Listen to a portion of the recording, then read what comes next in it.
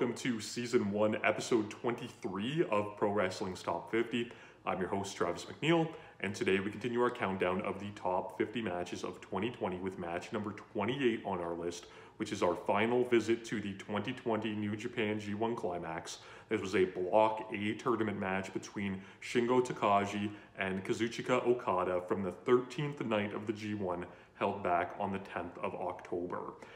This match was a first-time ever dream match that I think many of us had been hoping to see for years prior to Shingo even coming to New Japan. Both of these guys had a background in going through, the Ultimo Dragon Toryumon system. Both of these guys had U.S. excursions, fairly early on into their careers that saw them, once they returned to Japan, become huge stars, far bigger than they were prior to that. The G1 had already had a first-time ever dream match in it, which was the contest between Takagi and Kota Ibushi, that I think fell short of a lot of people, mine especially's expectations, and a lot of that just had to do with the COVID-19 atmosphere. I can say that this match had a more receptive crowd that did the best job that they could, given everything going on with the restrictions placed upon them and not being able to cheer. And although I do wish this match had a full, proper crowd, hell, I wish it was held at the Tokyo Dome, it still really worked for what it needed to be. This story here was great. It's that both of these guys have went on similar beginnings, but separate paths, and this was the first time that they were finally brought together to collide.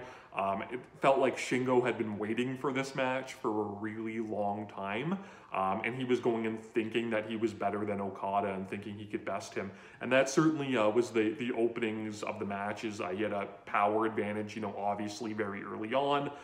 He treated Okada with a lot of disrespect, slaps to the head, kicks, taunts. He avoided early Okada signature offense, in the opening of the match, avoided the drop kick, which is, the Okada staple. He hit a DDT on the floor, which the DDT is normally one, if you watch a lot of Okada matches, that's one of the first kind of major moves he'll generally use as his matches start to build and build. They did an excellent spot really early on where Shingo countered an Okada European uppercut and went for his gory bomb that he does.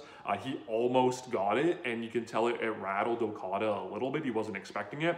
So Okada very smartly, a couple minutes later, baits Shingo into trying to go for that move again with a similar sequence. But now Okada's prepared for it, right? And was able to counter it into like an air raid crash across his knee. So I thought that was really cool. They ended up paying that off as Shingo hit the move later on in the match. The counter sequences in this bout were incredible.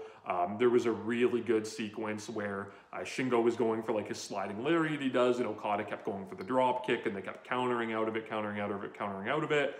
Okada finally ended up getting like his shotgun drop kick, his John Woo drop kick that he does, sent Shingo back, and he kind of sprung right back up. And while Okada was still on the mat from it, hit the sliding lariat for a double down. It was just a really cool sequence. Okada had built up a story throughout the G1 where, much like Ibushi wanted to challenge himself by, kind of conforming to his opponent's matches, Okada wanted to try to win all of his bouts without using the Rainmaker. So Okada's kind of got this story of, he's maybe not his normal self. He's kind of fallen to the wayside a little bit after losing the title to Naito back at Wrestle Kingdom. So again, to bring himself back to his proper Rainmaker form and to go to challenge for the IWGP Heavyweight title again, his challenge to himself was to become the Rainmaker again. He would have to stop using the Rainmaker, right? So not only is it his moniker, it's the name of his finishing move, right? The arm trap kind of lariat that he uses.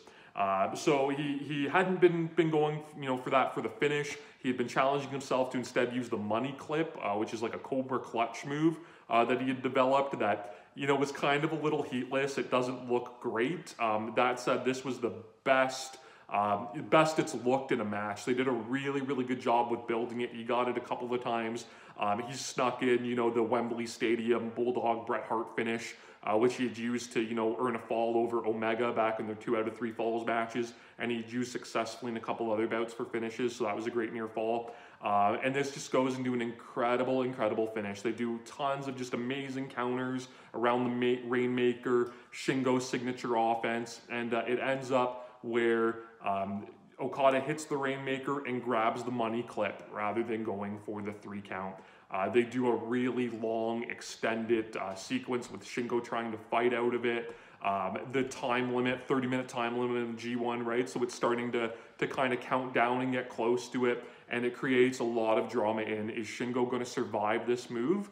And is it going to result in a time limit draw because Okada just wouldn't go for the pin? But they ended up with Shingo submitting, and it was a really good, satisfying finish. Shingo lost nothing in the loss. He fought the money clip longer than anybody had up until that point. And I think this one finally established this move as being a legitimate finish for Okada. And this was the best match that he had had since Wrestle Kingdom. And again, kind of looked like it was maybe that return to form for him. Like everything with New Japan, you can find this match on New Japan World along with the rest of the G1. If you haven't already, please subscribe to my channel here on YouTube.